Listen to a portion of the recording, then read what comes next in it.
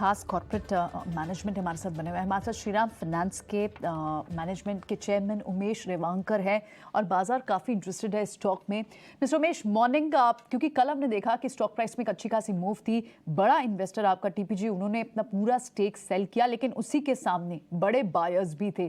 पहले तो सबसे पहले पूरे एनबीएफसी स्पेस में अच्छी इस वक्त बुलिश रिपोर्ट्स हैं। अर्निंग अपग्रेड साइकिल का, अर्निंग अपग्रेड्स का भी एक केस बनता हुआ दिखाई दे रहा है। आपके हिसाब से इस एग्जिट की वजह क्या रही होगी?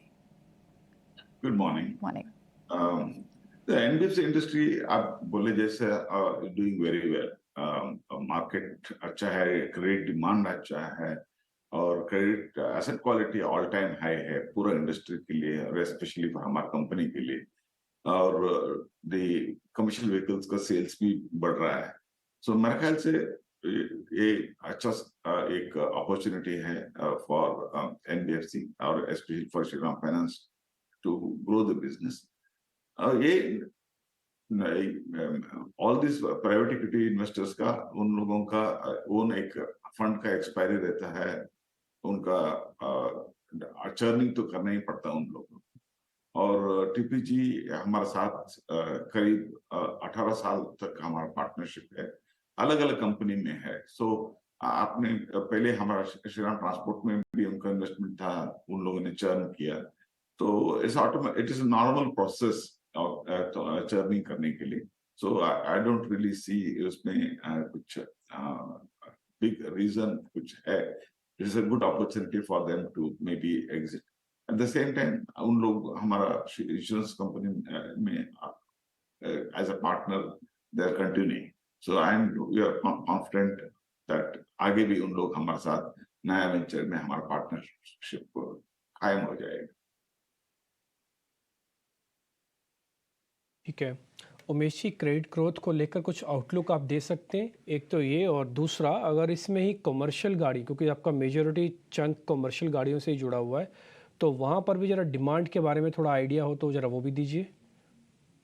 देखिए, अभी कमर्शियल व्हीकल में आप हैवी कमर्शियल व्हीकल में डिमांड अच्छा ही है, क्योंकि हैवी कमर्शियल व्हीकल का सेल्स 3 साल पहले एक बॉटम में आ गया था। फ्रॉम 350,000 यूनिट्स से उन लोगों का अराउंड 100,000 यूनिट तक इतना कम हो गया था ईयर ऑन ईयर सेल्स। अभी वो बढ़ रहा है, it is already nearing 250,000 and मेरे ख्याल से वो पुराना ऑल टाइम पीक से पीक तरफ जा रहा है और 1-2 साल लगेगा, लगता है ऐसा मुझे। डिमांड बहुत अच्छा है, specially the construction related activities, उसका डिमांड ज्यादा है। Whether it's infrastructure, whether it is residential और कमर्शियल, सब तरफ का कंस्ट्रक्शन एक्टिविटी। इसकी वजह से सीमेंट, स्टील, बाकी बल्क मटेरियल का ट्रांसपोर्टेशन भी ज्यादा है। एक्सपोर्ट इंपोर्ट एक्टिविटी भी बढ़ गया है और ओवरऑल मुझे लगता है कि demand for the vehicle will continue to remain good. और नया व्हीकल का सेल का मतलब ये है कि economy is able to absorb the new vehicle in spite of, क्योंकि कमर्शियल व्हीकल का प्राइसेस बढ़ गया था last year, last 2 years because of Euro 6 and the input cost increase.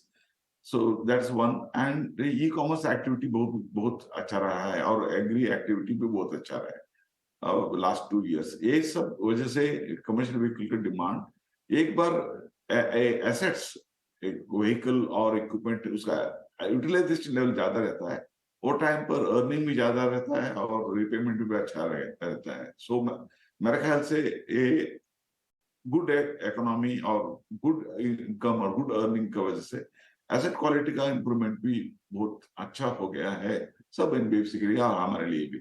So credit cost मुझे लगता है कि हमने पहले एसेस किया था, इट विल बी अराउंड 2.5% बोल के एसेस किया था before the merger. Now it is around 2.2 level. सो मुझे लगता है कि we can further improve to around 2% level. Umesh ji, हम आशा करते हैं कि डिमांड के फ्रंट पर आपके प्रोडक्ट्स की डिमांड अच्छी रही भी है और आगे भी अच्छी रहे, लेकिन मार्जिन्स और साथ ही एयूएम्स पर आपके गोल्स अब समझना चाहेंगे। एक तो आपके मैनेजमेंट मीट के टेक अवेज में आपने कहा है कि मीडियम टर्म में 15% एयूएम ग्रोथ जो है वो सस्टेन रहेगा और साथ ही निम्स जो हैं वो रेंज बाउंड रह सकते हैं। सो 15% considering credit growth up cycle नजर आती है, यहाँ से भी ऊपर जाता दिखेगा क्या एयूएम ग्रोथ? और साथ ही मार्जिन्स के फ्रंट पर किस तरह की पैटर्न Q1 में इवॉल्व हुई है, और अगर आप गाइडेंस दे पाएं FY24 के लिए। या हमने मीडियम टर्म के लिए 15% का एयूएम ग्रोथ का एक गाइडेंस दिया था, वो जारी रहेगा। हम हर साल एक 100 to 150 ब्रांचेस ऐड करते हैं, क्योंकि network reach is very important for volume growth. और दूसरी ये है कि हमारा फोकस रहेगा बॉटम लाइन इंप्रूवमेंट में। हमने एक मर्जर के टाइम पर थोड़ा सिनर्जी का प्लान किया था, ऑपरेशनल कॉस्ट ऑप्टिमाइजेशन का बात किया था, और लाइबिलिटी कॉस्ट थोड़ा कम करने का बात किया था। ये तीनों के ऊपर हमारा एक फोकस रहेगा। एक बार ये हमने प्रॉपरली एग्जीक्यूट किया तो the bottom line growth will be much faster than the top line. So focus तो रहेगा प्रॉफिटेबिलिटी इंप्रूवमेंट में। और लाइबिलिटी कॉस्ट में एक अंदाज था 2 क्वार्टर का पहले कि लाइबिलिटी कॉस्ट ज्यादा हो जाएगा तो मार्जिन कम हो जाएगा, लेकिन अभी लास्ट 2 मॉनेटरी पॉलिसी में आरबीआई ने रेपो रेट का नहीं बढ़ाया है और इन्फ्लेशन रेट कम हो गया। इसकी वजह से हमारा कॉन्फिडेंस ये है कि हमारा नेट इंटरेस्ट मार्जिन भी हमने अभी सेम रेट में हम कायम रखेंगे। अभी अराउंड 8.3 है हमारा नेट इंटरेस्ट मार्जिन। वही रेंज बाउंड में 5-10 बेसिस पॉइंट में मेरे ख्याल से हम मैनेज कर पाएंगे। हो भी सकता है कि हम थोड़ा एक्सपांड करेंगे if the liability cost comes down further as planned.